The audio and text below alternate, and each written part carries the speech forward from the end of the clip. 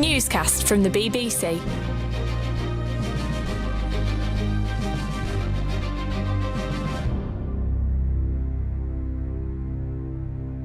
Hello, it's Adam in the studio, and making her first appearance in the new era in which we live in politics is Vicki Young. Hello, Vicki. Hello. Another exciting day at Parliament. Another first day of school. They've had two first days of school this week. This was the proper one. Yeah. This is like assembly and everything. Yeah, so just run us through sort of what was happening on Tuesday afternoon then. Yeah, so this was really them all sitting in the chamber in the House of Commons for the first time. So it was the moment where you get Sir Keir Starmer walking in as Labour Prime Minister, and of course the first Labour leader to do that after winning a general election since Tony Blair. And there was lots of cheering and clapping, even though MPs had literally just been told you're not allowed to clap in the chamber. So they're getting off to a good start of breaking the rules.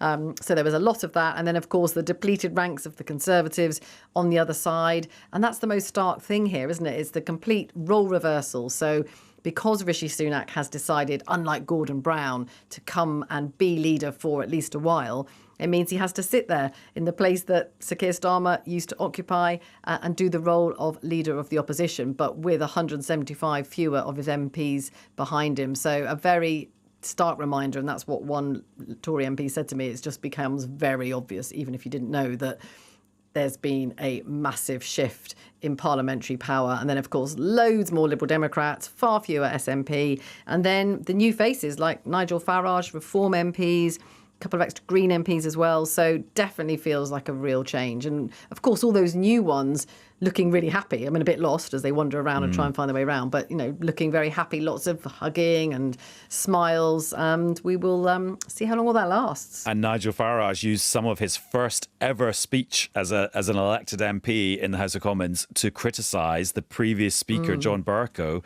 who lots of people thought tried to thwart Brexit. And people had sort of hinted at that in the chamber before, but never been quite as explicitly critical as Nigel Farage was today. So sort of setting a tone from day one. Yeah, and I think, you know, that's the thing you get with Nigel Farage, isn't it? I think that's part of his appeal, is that he will say things that other politicians might not say out loud. And as you say, he came straight in, was praising Lindsay Hoyle, who, of course, the other thing that happened today, he was re-elected as the Speaker because nothing can happen in the House of Commons chamber without a Speaker. So that's the first thing they had to do.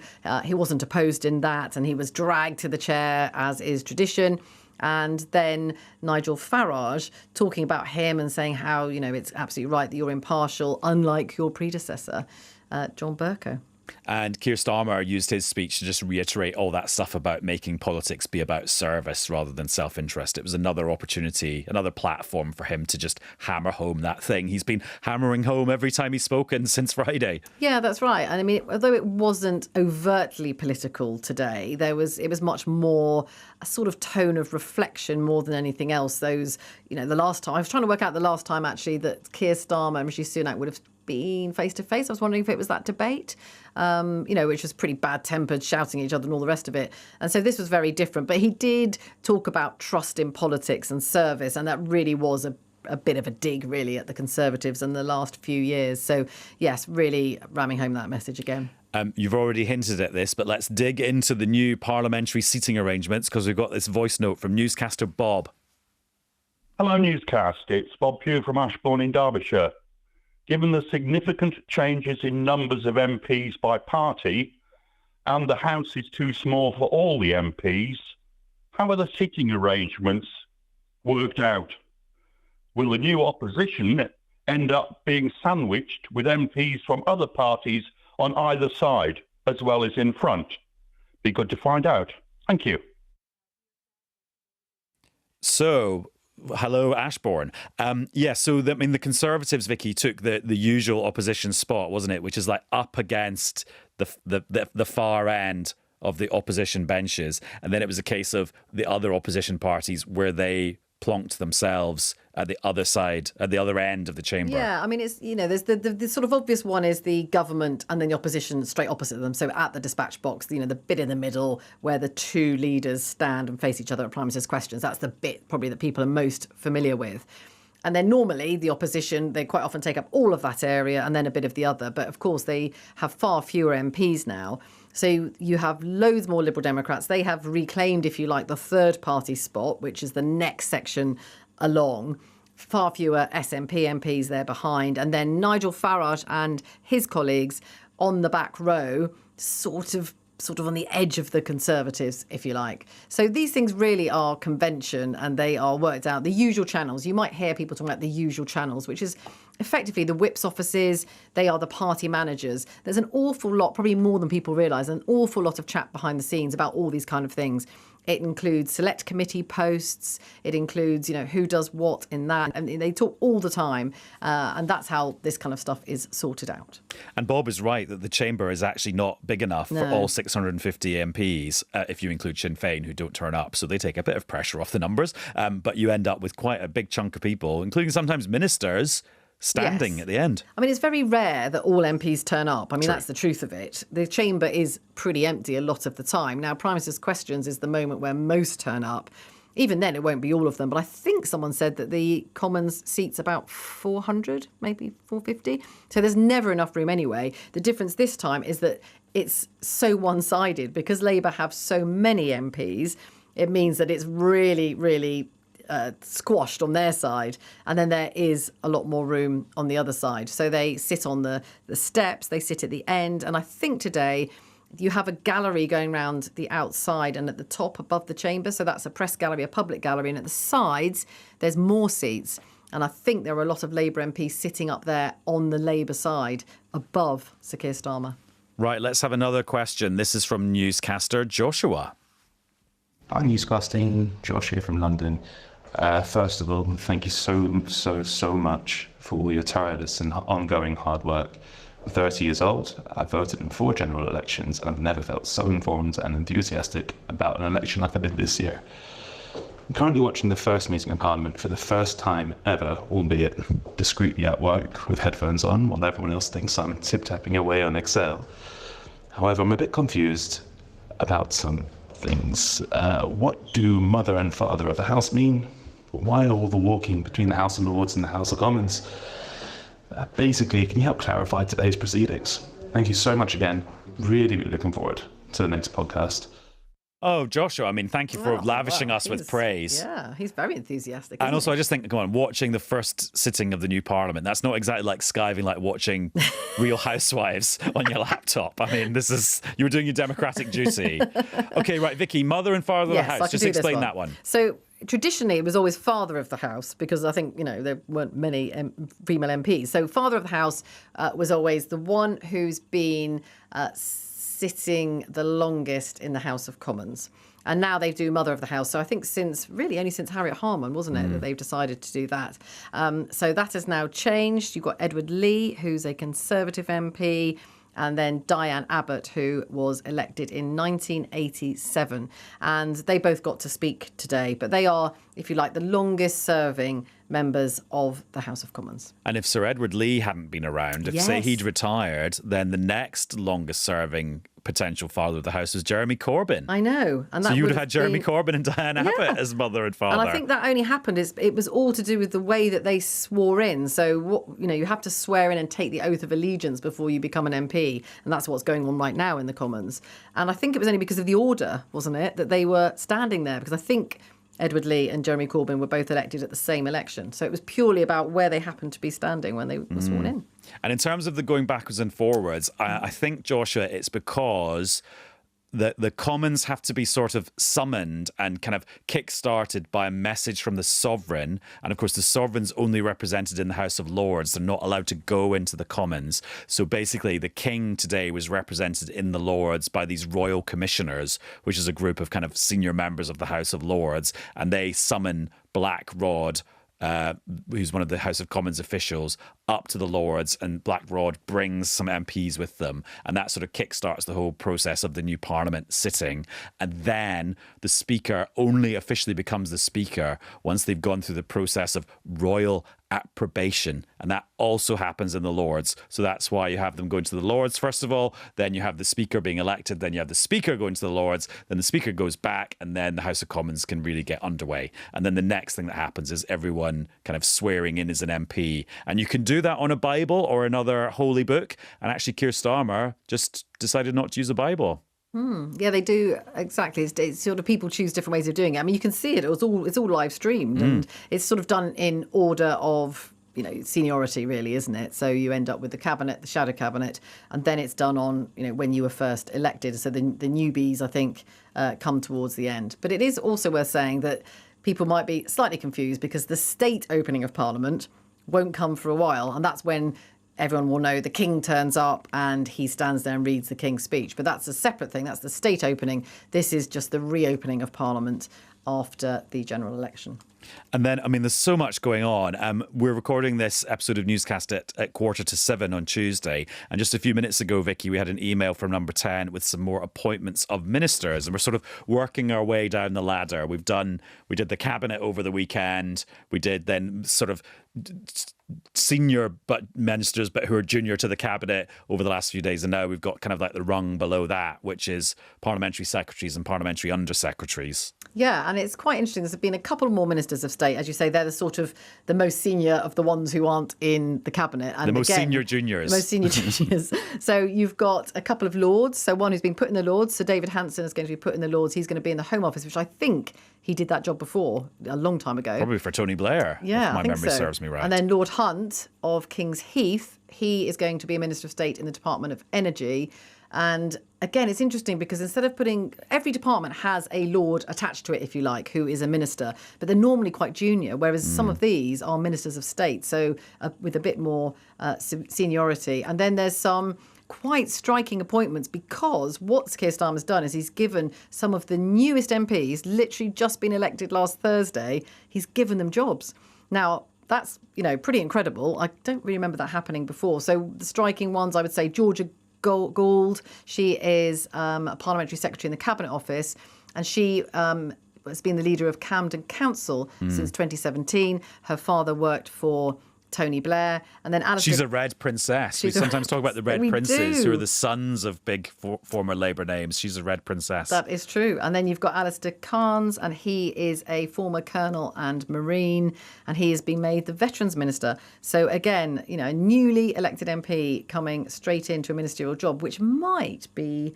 a bit controversial amongst the MPs who've been around for much longer and haven't got a job. Yeah. And then, there's still a few jobs still up for grabs, though, isn't there? So that they haven't filled all the government jobs. And that's, so we'll see. But also another interesting job. So former friend of the podcast, although he's welcome to come back as a friend of the podcast, he actually hasn't stopped being our friend, Chris Stark. So who was chief executive of the Climate Change Committee and was quite happy to sort of criticise the government for being slow or missing their climate change targets. He had quit that job a few months ago, gone to go and become the head of a climate NGO called the Carbon Trust. He's been hired by Ed Miliband to do this new thing called Mission Control. He's going to oversee one of the progress on one of Keir Starmer's 5 missions, which is decarbonising the electricity grid.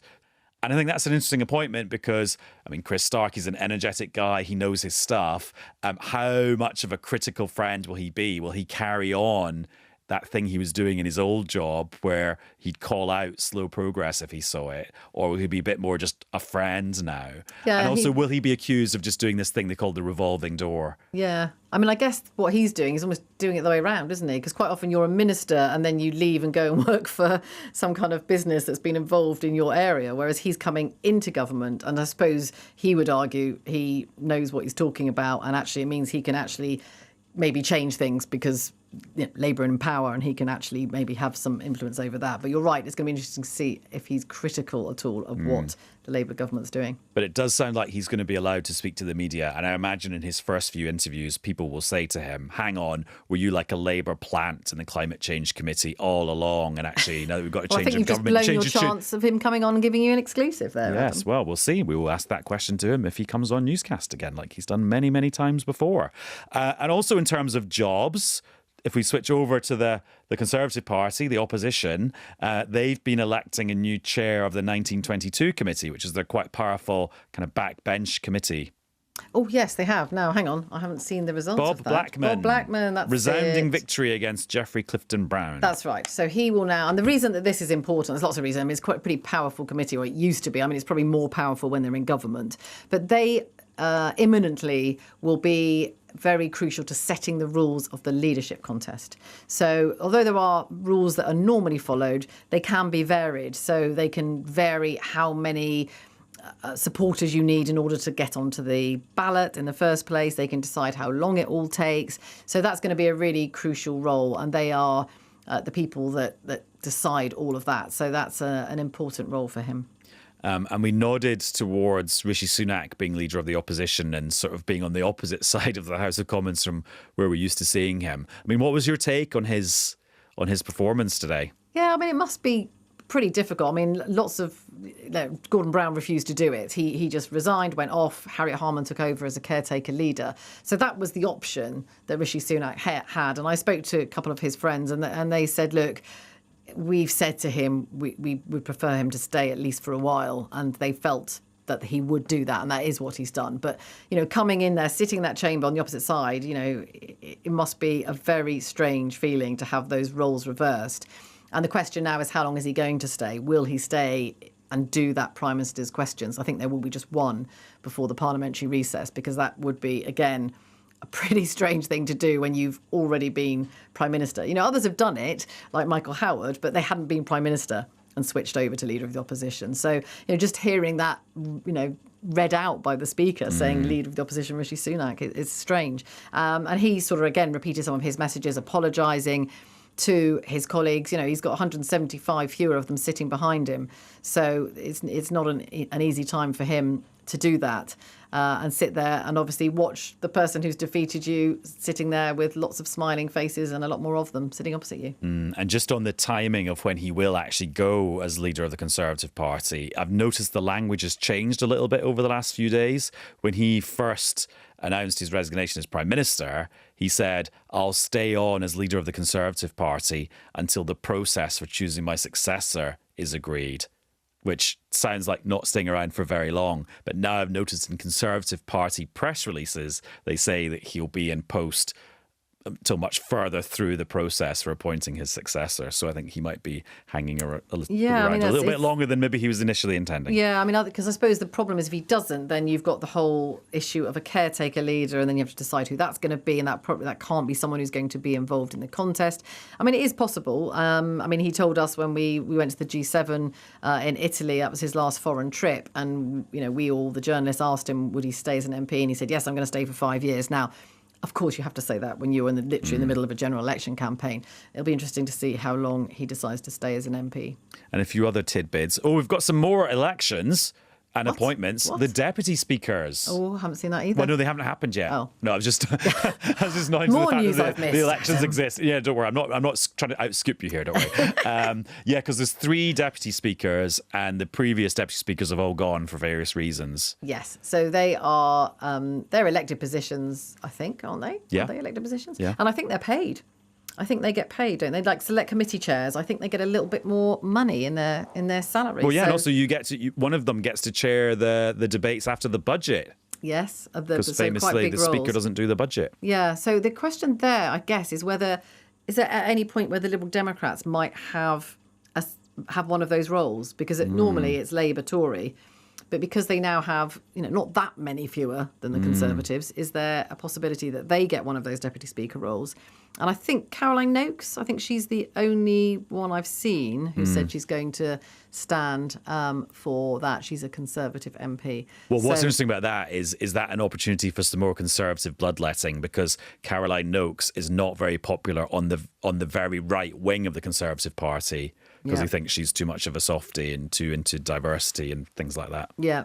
So there's certainly more battles the Tories can have. And also there's the whole point about, how many of them are there to go round? Given you've got to fill select committee places, you've got to fill the shadow cabinet roles and the shadow roles. So there's, not many of them are going to probably end up without a job. Oh, we should say Sharon Hodgson, Labour MP for Washington and Gateshead South. She said she's going to stand to be a deputy speaker. So that race is hotting up. I remember, did I do a piece for the Daily Politics programme when there was elections for deputy speaker in the 2010s, and the metaphor I used Oh, I can't believe I did this. I got one of those like plastic race car track toys, right, with like ramps on it.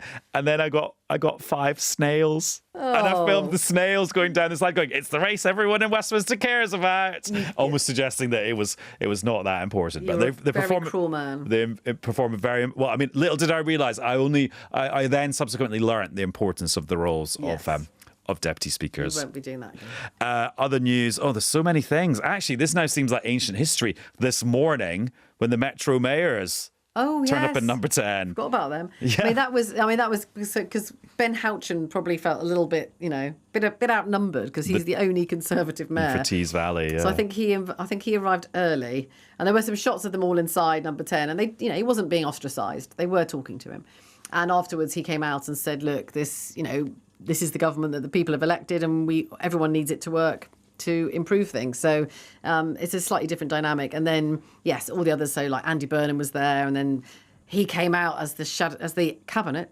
started arriving, and Ed Miliband, they were hugging in the street. So we're still at the sort of hugging, smiling stage, I would say, of this new parliament. And also Keir Starmer's talked about setting up this new council of the nations and regions, hasn't he? So it sounds like those mayors who have complained about being kind of locked out of Downing Street under the previous government are going to have a sort of open invitation to turn up more often. Yeah. Interesting to see what actually happens with devolution, because the Labour manifesto talks about doing it in quite a big way. And also, how do you do devolution in areas that don't have metro mayors, for example? Yes. And it's also the handing over of power. I mean, no politician likes handing over power, really, do they? So, it will be seen now that Sir Keir Starmer's in with his massive majority. Will he still do that? It's devolving power away from Whitehall and, diminishing your own power up to a point, isn't it? But they feel that that's the best way it works, that local people know what is best for their area, and that's a much better way to govern. And talking about giving away power, I've been reading the National Wealth Fund that Rachel Reeves, the Chancellor, says she's going to set up. She was talking about the first steps for that today, and it's based on this task force that she appointed, which include people like Mark Carney and lots of CEOs of banks and stuff. And I now just trying to find, basically they're gonna set this up. It's for the first few billions that they invest in this National Wealth Fund are actually going to be through existing funds, because we've already got quite a few banks like the Infrastructure Bank and things like that. But my favourite bit of the recommendation is that, and I quote, "The case will need to be made for a relaxation of public sector and procurement constraints to attract professionals of sufficient experience and calibre to actually work for this National Wealth Fund." So it sounds like the person that ends up running the NWF, as it's known, might be paid quite a lot more than the Prime Minister and people in the public sector. So that'll be intriguing to see. That'll be a strange start. Yes, and all the finance people are saying, this must be very independent of government, very, very independent of government. So will Rachel Reeves actually be that keen to hand away control of many, many billions of pounds? Yeah, you've been waiting 14 years to come into power and then start handing it away. And that's all for this episode of Newscast. We recorded some extra stuff, which you can hear in the podcast edition, which is available on BBC Sounds. And we'll be back with another episode very soon. Bye-bye. Newscast from the BBC.